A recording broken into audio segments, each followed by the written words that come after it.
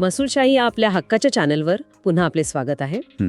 आता बघा, गावातल्या रामभाऊंची एक प्रातिनिधिक कहाणी आपण डोळ्यासमोर आणूया. रामभाऊंनी 3 वर्षापूर्वी त्यांच्या शेतातल्या कृषी पंपासाठी वीज महावितरणकडे रीतसर अर्ज केला. बरोबर. सगळे पैसे भरले, कागदपत्रे दिली, पण 3 वर्ष झाली तरी वीज जोडणी काही मिळाली नाही. तिकडे डोळ्यासमोर उन्हाळ्याच्या तीव्र झाडांमध्ये शेती पाण्याविना सुकते. अरे रे, ही खूपच बिकट अवस्था आहे. हो ना. आणि दुसरीकडे बघा, त्यांच्याच शेजाऱ्याच्या बांधावरचा डीपी अचानक जळून खाक झाला.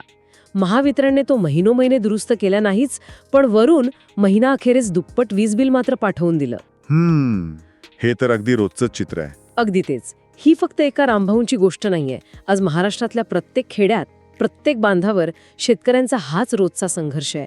आजची आपली चर्चा नेमकी याच व्यवस्थेवर आणि ती बदलणाऱ्या कायद्यावर होणार आहे. नक्कीच. आज आपण वीज कायदा 2003 या शेतकऱ्यांच्या सर्वात मोठ्या कायदेशीर हत्याराविषयी अत्यंत सविस्तर चर्चा करणार आहोत. कृषी पंप जोडणी, जळलेला डीपी, चुकीची बिले यावर हा कायदा कसा न्याय मिळवून देतो, त्याची प्रत्यक्ष प्रक्रिया काय आहे हे आपण समजून घेणार आहोत. अगदी सविस्तर बघूया आपण हे. हा व्हिडिओ शेवटपर्यंत नक्की बघा, कारण पुढे खूप उपयोगी आणि महत्त्वाची माहिती आहे जी आपल्याला भविष्यातही कामी येईल. चला तर मग कायद्याचं आणि तुमच्या फायद्याचं बोलूयात. अगदी योग्य विषय निवडलाय आपण. कारण कसं आहे, हे चित्र अनेक गावांमध्ये अगदी नित्याचंच झाले. हो, शेतकरी अक्षरशः वैतागलाय. बरोबर. शेतकरी महावितरणच्या कार्यालयाचे उंबरठे झिजवून चक्कर मारून थकलाय. पण यामागे सर्वात मोठं कारण आहे ते म्हणजे कायद्याच्या माहितीचा अभाव. सामान्य माणसाला जेव्हा या कायद्याची ताकद समजेल ना, तेव्हा खऱ्या अर्थानं त्याला कुणापुढेही हात जोडायची वेळ येणार नाही. हे ऐकायला खूप दिलासादायक वाटतंय. पण मग मूळ प्रश्नाकडे येऊया आपण. विचारा. शेतकरी जेव्हा महावितरणच्या कार्यालयात जातो तेव्हा त्याला साहेब मीटिंगमध्ये आहेत किंवा पोल उपलब्ध नाहीत, वायर नाहीत, अशी अनेक कारणे दिली जातात. अशा वेळी या लाल फितीच्या कारभाराला भेदण्यासाठी नेमका कोणता कायदा मदतीला येतो आणि तो मुळात काम कसा करतो? बघा, यासाठी आपल्याला वीज कायदा 2003 समजून घ्यावा लागेल. पूर्वी वीज मिळवणे ही राज्याची मर्जी मानली जायची, पण 2003च्या कायद्याने ही संपूर्ण व्यवस्थाच बदलून टाकली. अच्छा, म्हणजे हक्क बनवला. अगदी बरोबर. वीज हा ग्राहकाचा हक्क बनवला. या कायद्यामध्ये कलम 43 आहे. आता या कलमाची मूळ तरतूद काय आहे ते मी आधी सांगतो. सांगा. या तरतुदीनुसार ग्राहकाने किंवा एखाद्या शेतकऱ्याने विजेसाठी पूर्ण अर्ज दिल्यावर त्याला विहित वेळेत वीज जोडणी देणे महावितरणवर कायदेशीररित्या बंधनकारक आहे. म्हणजे त्यांना जोडणी द्यावीच लागते असं तो नियम आहे. पण हा पूर्ण अर्ज म्हणजे नक्की काय? कारण इथेच अनेकदा अधिकाऱ्यांकडून अडवणूक होते ना. हो, तिथेच गोम आहे. सोप्या भाषेत सांगायचं तर पूर्ण अर्ज म्हणजे जागेचा सातबारा, ओळखपत्र आणि आवश्यक त्या अनामत रकमेची पावती जोडलेली आहे असा अर्ज. बरं. जर ही कागदपत्रे पूर्ण असतील ना, तर महावितरणचे अधिकारी कोणत्याही सबबीवर जोडणी नाकारू शकत नाहीत. साहेब जागेवर नाहीत किंवा सामान उपलब्ध नाही, ही कारणे कायद्याच्या दृष्टीने पूर्णपणे बेकायदेशीर आहेत. बापरे, म्हणजे ती अशी कारणे देऊच शकत नाहीत? अजिबात नाही. आता याचा सामान्य शेतकऱ्याला काय फायदा होतो, तर सर्वात मोठा फायदा हा मानसिक आहे. वीज मिळवणे हो महावितरणचा उपकार नाही, तर तो एका ग्राहकाचा, एका नागरिकाचा कायदेशीर हक्क आहे. अधिकाऱ्यांसमोर लाचार होण्याची कोणतीही गरज या कलमामुळे उरत नाही. पण मग एक व्यावहारिक अडचण येते इथे. कोणती? कायदा सांगतो की जोडणी द्यावीच लागेल, पण जर महावितरणने तरीही जोडणी दिली नाही तर त्यांच्यावर वचक कुणाचा? ते तर स्वतःलाच सर्वोच्च समजतात बऱ्याचदा. इथेच एक अत्यंत महत्वाची क्विक फॅक्ट मला सांगावीशी वाटते. महावितरण ही जरी वीज पुरवणारी कंपनी असली तरी त्यांच्यावर पूर्ण नियंत्रण ठेवणारी एक स्वतंत्र आणि सर्वोच्च संस्था आहे. अच्छा, कोणती संस्था? तिचं नाव आहे महाराष्ट्र वीज नियामक आयोग, ज्याला आपण MERC म्हणजे मर्सी म्हणतो. मर्सी हे महावितरणवर कडक लक्ष ठेवून असतं. वीज कायदा 2003च्या अंमलबजावणीचे सर्व स्टँडर्ड ऑपरेटिंग प्रोसिजर म्हणजे SOP हे मर्सी ठरवतं. म्हणजे ते नियम बनवतात. बरोबर.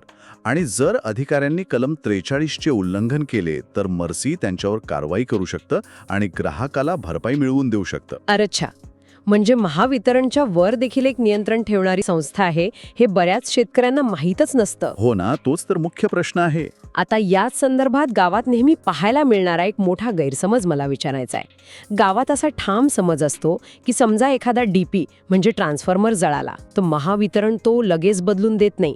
मग शेतकरी स्वतःच वर्गणी गोळा करतात, एखादी प्रायव्हेट गाडी भाड्याने करतात, जळलेला डीपी तालुक्याला घेऊन जातात आणि दुरुस्त करून आणतात. अरे रे. त्यांना वाटतं की हे असं नाही केलं तर महिने महिने अंधारात राहावे लागेल आणि पीक जळून जाईल. हा जो प्रकार आहे तो कायद्याच्या कसोटीवर कुठे बसतो? हा महाराष्ट्राच्या ग्रामीण भागातील सर्वात मोठा आणि अतिशय दुर्दैवी गैरसमज आहे. मुळात शेतकऱ्यांनी स्वतःच्या खिशातून वर्गणी गोळा करणे किंवा गाडी भाड्याने करून डीपी वाहून नेणे हे पूर्णपणे चुकीचे आणि बेकायदेशीर आहे.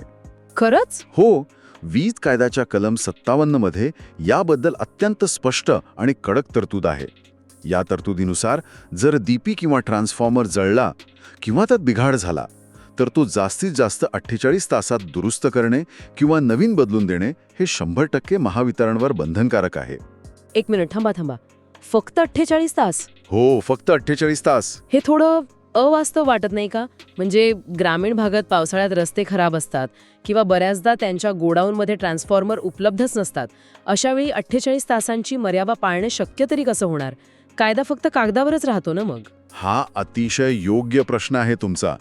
कायदा प्रॅक्टिकल अडचणी नाकारत नाही, पण तो जबाबदारी निश्चित करतो हे आपण समजून घेतलं पाहिजे. म्हणजे कसं? आता या कलम 57चा सोपा अर्थ काय आहे ते सांगतो. जर एखाद्या भौगोलिक किंवा प्रशासकीय अडचणीमुळे 48 तासात महावितरणकडून डीपी बदलून देण्याचं काम झाले नाही तर कायदा त्यांना सूट देत नाही. त्या विलंबाबद्दल महावितरणला थेट दंड लागतो. अच्छा, दंड लागतो त्यांना? हो, आणि याचा सामान्य शेतकऱ्याला सर्वात मोठा फायदा काय तर हा दंड सरकारकडे जात नाही तर विलंबासाठी प्रति तास किंवा प्रति दिवस या दराने ग्राहकाला म्हणजे त्या शेतकऱ्याला थेट आर्थिक भरपाई मिळते. क्या बात है, हे तर खरंच भन्नाट आहे. हो ना. म्हणजे आपण एसटीने प्रवास करताना तिकीट काढतो आणि बस नाही आली तर आपण पैसे परत मागतो, तसाच हा प्रकार झाला. महावितरणने वेळेत सेवा नाही दिली तर त्यांच्याच खिशाला कात्री लागते आणि ग्राहकाला भरपाई मिळते. अगदी अचूक उदाहरण दिलत. यामागे एक प्रशासकीय लॉजिक आहे. काय लॉजिक आहे? जेव्हा विलंबाचा दंड थेट महावितरणच्या आर्थिक ताळेबंदातून वजा होतो तेव्हा तो संबंधित कनिष्ठ अभियंता किंवा अधिकाऱ्याच्या कामाच्या मूल्यांकनावर म्हणजे परफॉर्मन्स रिव्ह्यूवर थेट परिणाम करतो. म्हणजे त्यांच्या नोकरीवर प्रभाव पडतो. अगदी बरोबर. त्यामुळे साहजिकच अधिकाऱ्यांवर लवकरात लवकर डीपी बदलून देण्याचा प्रशासकीय दबाव निर्माण होतो. नुकसान शेतकऱ्याचं होऊ नये हा यामागचा मूळ उद्देश आहे. हे लॉजिक समजून घेणं खूप गरजेचं आहे, कारण नुसता कायदा काय करतो हे माहीत असून उपयोग नाही, तो कसा काम करतो हे समजल्याशिवाय लोकांना विश्वास बसत नाही. अगदी खरंय. आता जसा डीपीचा प्रश्न आहे तसाच बिलांचाही मोठा प्रश्न असतो. बऱ्याचदा शेतकऱ्यांना अचानक दुप्पट किंवा भरमसाठ बिल येतं. हे खूप होतं. ते चुकीचं असतं, हे उघड असतं. तरी अधिकारी म्हणतात की आधी बिल भरा मगच दुरुस्त करू. हे कितपत योग्य आहे?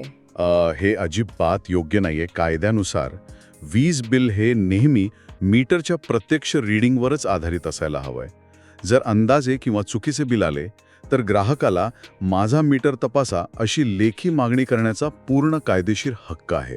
बरं. आणि जोपर्यंत मीटरची योग्य तपासणी होत नाही आणि बिलाची दुरुस्ती होत नाही तोपर्यंत ते चुकीचं बिल भरण्याची सक्ती महावितरणचा कोणताही अधिकारी करू शकत नाही. ग्राहकाची वीजही या कारणासाठी खंडित करता येत नाही. हे तर प्रत्येक घरगुती आणि कृषी ग्राहकाने लक्षात ठेवलंच पाहिजे. अशीच महत्त्वाची आणि उपयोगी महसूल विषयांची माहिती रोज हवी असेल तर महसूलशाही चॅनलला सबस्क्राईब करा, लाईक करा आणि शेअर नक्की करा. प्रश्न असेल तर कमेंटमध्ये नक्की विचारा, कारण आपण असेच कायद्याचे गुंतागुंतीचे विषय सोपे करून मांडत असतो. अगदी बरोबर. आता आपण डीपी जळल्यावर काय करायचं ते पाहिलं. पण समजा महावितरणची यंत्रणा एकदम अव्यवस्थित काम करत आहे, मात्र त्यांनी उभारलेला तो मोठा ट्रान्सफॉर्मर किंवा विजेचे मोठमोठे पोल एका शेतकऱ्याच्या शेतात अगदी मधोमध उभे आहेत. हे अनेक ठिकाणी दिसतं. तिथे ट्रॅक्टर फिरवता येत नाही, आजूबाजूला पीक घेता येत नाही. म्हणजे त्या शेतकऱ्याच्या हक्काच्या जमिनीचं कायमस्वरूपी नुकसान होत असतं. मग अशा या जागेच्या नुकसानीसाठी कायद्यात काही तरतूद आहे का शेतकऱ्याने फक्त सार्वजनिक काम म्हणून गप्प बसायचं? हा एक असा मुद्दा आहे जो लाखो शेतकऱ्यांना लागू पडतो, पण त्याबद्दलची जागरूकता शून्याच्या बरोबर आहे. खरंच? हो. ज्या शेतकऱ्याच्या शेतातून महावितरणचे पोल गेले आहेत किंवा ज्याच्या शेतात महावितरणचा डीपी उभारलेला आहे त्या शेतकऱ्याला कायद्याप्रमाणे आणि महसूल नियमानुसार दरमहा 2,000 ते 5,000 रुपये भाडे किंवा भरपाई मिळण्याचा पूर्ण हक्क आहे. बापरे, दरमहा 2,000 ते 5,000 रुपये भाडे? हो, दरमहा. पण मी तर माझ्या पाहण्यात कधी कुणालाही पैसे घेताना पाहिले नाही. महावितरण स्वतःहून हे पैसे कधीच देत नाही. आणि ते कधी स्वतःहून देणारही नाहीत. इथेच व्यवस्थेची गोम आहे. कोणतीही सरकारी यंत्रणा तुम्हाला स्वतःहून बोलावून तुमचे हक्क देत नाही. या तरतुदीचा सोपा अर्थ असा आहे की महावितरण तुमची खाजगी जागा वापरत आहे आणि कोणत्याही खाजगी जागेचा व्यावसायिक वापर करण्यासाठी भाडे द्यावेच लागते. बरोबर आहे, जागा आपली आहे. हो ना. सामान्य माणसाला मिळणारा फायदा हा आहे की त्याच्या वाया जाणाऱ्या जागेचे त्याला एक शाश्वत उत्पन्न मिळू शकते. पण दुर्दैव असं की माहिती नसल्यामुळे कोणी यासाठी अर्जच करत नाही. आणि जोपर्यंत तुम्ही अर्ज करून हक्क मागत नाही तोपर्यंत महावितरण यावर मूग गिळून गप्प बसतं. हे तर खरंच डोळे उघडणार आहे. म्हणजे कायदा आहे, तरतूद आहे, पण माहिती अभावी पैसा बुडतोय. आता हे सगळं ऐकायला खूप भारी वाटतंय. कलम 43, कलम 57, भरपाई, भाडे. पण जेव्हा एखादा सामान्य शेतकरी प्रत्यक्षात हे हक्क मिळवण्यासाठी उभा राहतो तेव्हा कागदावर नेमकं काय करायचं? साहेबांच्या केबिनमध्ये जाऊन कायदा सांगितला तर ते ऐकणार नाहीत. हो, यासाठी नेमकी आणि कायदेशीर प्रक्रिया काय आहे? बरोबर. नुसता कायदा माहीत असून उपयोग नाही, तर तो राबवण्याची पद्धत माहीत हवी. यासाठी मी एक अत्यंत सोपी आणि टप्प्याटप्प्याची कृती म्हणजे एक चेकलिस्ट सांगतो. प्रेक्षकांनी हे 4 टप्पे नीट लक्षात ठेवावेत. नक्की सांगा. पहिली पायरी, अर्ज करणे. समजा तुम्हाला नवीन कृषी पंप हवा असेल तर जवळच्या मंडळ कार्यालयात जाऊन पिवळ्या रंगाचा A1 फॉर्म भरावा. या A1 फॉर्मसोबत स्वतःचा 7/12, बँक पासबुक आणि फोटो जोडून रीतसर अर्ज दाखल करावा आणि त्याची पोहोच पावती आवर्जून घ्यावी. तोंडी काही चालत नाही. बरं, एक फॉर्म आणि 7/12 दिला, पावती घेतली, आता पुढे काय? दुसरी पायरी, तक्रार नोंदवणे. समजा तुमचा डीपी जळला असेल किंवा बिल चुकीचं आलं असेल तर सगळ्यात आधी तुमच्या विभागाच्या कनिष्ठ अभियंत्याकडे म्हणजे ज्युनियर इंजिनियरकडे लेखी तक्रार करावी. आता इथे एक महत्त्वाची क्विक फॅक्ट सांगतो. काय? लेखी म्हणजे फक्त कागदावरच दिली पाहिजे असं नाही. तुम्ही व्हॉट्सॲप, ईमेल किंवा रजिस्टर पोस्टने सुद्धा ही तक्रार पाठवू शकता. अच्छा, म्हणजे आता अधिकाऱ्यांनी व्हॉट्सॲपवर बघितलेला मेसेज सुद्धा पुरावा म्हणून कायदेशीर मानला जातो. तर ही तर खूप सोपी पद्धत आहे. हो, डिजिटल युगात तो एक पक्का पुरावा आहे. आता तिसरी आणि सर्वात महत्त्वाची पायरी, दाद मागणे. कुठे मागायची दाद? समजा तुम्ही कनिष्ठ अभियंत्याकडे तक्रार केली आणि 15 दिवसात अधिकाऱ्यांनी काहीच उत्तर दिले नाही किंवा समाधानकारक कार्यवाही केली नाही तर अजिबात निराश व्हायचं नाही. महावितरणच्या प्रत्येक सर्कल ऑफिसमध्ये CGRF म्हणजे ग्राहक गाऱ्हाणे निवारण मंच, कन्झ्युमर ग्रीव्हन्स रिड्रेसल फोरम असतो. तिथे तुम्ही तुमचा अर्ज विनामूल्य दाखल करू शकता. हा मंच अत्यंत प्रभावी आहे आणि तिथे जास्तीत जास्त 3 महिन्यात तुमचा निकाल लागतोच लागतो. पण साहेब, हा जो CGRF मंच आहे तो असतो महावितरणच्याच कार्यालयात, बरोबर? तिथे बसणारे अधिकारीही त्यांचेच असणार. मग ते आपल्याच कनिष्ठ अभियंत्याविरुद्ध निकाल कसे देतील? तिथे खरोखर न्याय मिळतो का हा संशय येतोच ना. हा अत्यंत रास्त संशय आहे, पण इथेच कायद्यांची खरी गंमत आहे. CGRF हा जरी महावितरणच्या कार्यालयात असला तरी तो महावितरणच्या अधिकाऱ्यांचा मनमानी मंच नाहीये. असं कसं? या मंचामध्ये 3 सदस्य असतात. त्यातला फक्त एक सदस्य महावितरणचा असतो, दुसरा सदस्य हा स्वतंत्र ग्राहक प्रतिनिधी असतो आणि तिसरा सदस्य हा निवृत्त न्यायाधीश किंवा एखादा स्वतंत्र तज्ज्ञ असतो. म्हणजे बहुमत हे कायम स्वतंत्र लोकांचे असते. अरे वा. त्यामुळे हा मंच पूर्णपणे तटस्थपणे काम करतो आणि त्यांचे आदेश महावितरणला मानावेच लागतात. क्या बात आहे. म्हणजे CGRF हे क्रिकेटमधल्या थर्ड अंपायर सारखं काम करतं. जेव्हा मैदानावरील अंपायर म्हणजे महावितरणचा अधिकारी चुकीचा निर्णय देतो किंवा दाद देत नाही तेव्हा आपण तटस्थ थर्ड अंपायरकडे दाद मागतो आणि त्यांचा निर्णय अंतिम असतो. अगदी अचूक उपमा दिलीत तुम्ही. पण समजा एखाद्या दुर्मिळ प्रकरणात तुम्हाला CGRFच्या निकालानंही समाधान मिळालं नाही, मग काय करायचं? तर तिथे येते आपली चौथी आणि अंतिम पायरी, अंतिम अपील. CGRFच्या निर्णयाविरुद्ध तुम्ही थेट विद्युत लोकपाल म्हणजे इलेक्ट्रिसिटी ऑम्बड्समॅनकडे अपील करू शकता. अच्छा. विद्युत लोकपाल हे राज्याच्या पातळीवरील सर्वोच्च अपीली अधिकारी असतात. आणि या संपूर्ण प्रक्रियेची सर्वात जमेची बाजू कोणती माहिती आहे? कोणती? या 4ही टप्प्यांमध्ये तुम्हाला कोणताही वकील लावण्याची गरज नसते. शेतकरी स्वतःच्या साध्या भाषेत अर्ज करू शकतो आणि ही संपूर्ण न्याय प्रक्रिया 100% मोफत आहे. हे खऱ्या अर्थाने माहितीचं सक्षमीकरण आहे. अर्ज करणे, तक्रार नोंदवणे, CGRF मध्ये दाद मागणे आणि विद्युत लोकपालाकडे अंतिम अपील करणे, ही 4 टप्प्यांची प्रक्रिया प्रत्येक सामान्य ग्राहकाने पाठच करून ठेवली पाहिजे. अगदी बरोबर. आणि वकील लागत नाही, ही तर सामान्य माणसासाठी सर्वात मोठी आर्थिक सोय आहे. नक्कीच, कारण कायदा हा सामान्य माणसाच्या रक्षणासाठीच बनवला आहे. तो त्याला समजेल असाच आहे. फक्त आपण आपला न्यूनगंड बाजूला ठेवून त्या प्रक्रियेचा वापर करायला शिकला पाहिजे. एकदम खरं आहे.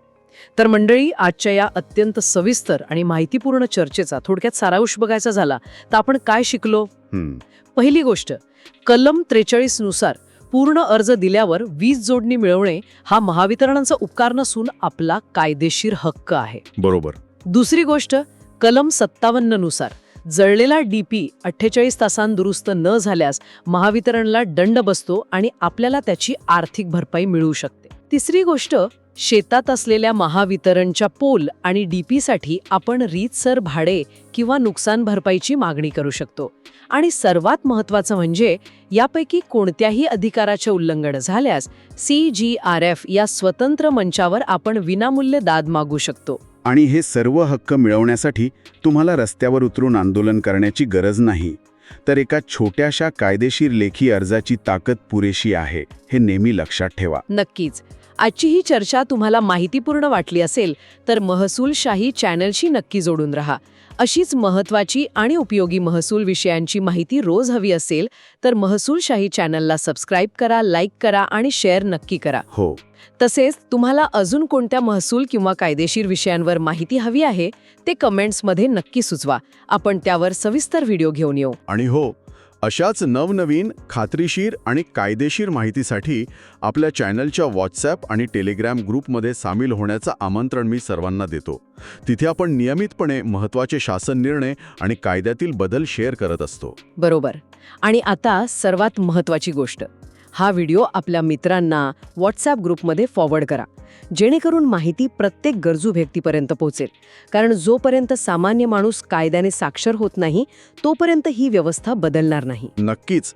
लवकरच भेटू पुढील भागात. धन्यवाद. जय महाराष्ट्र.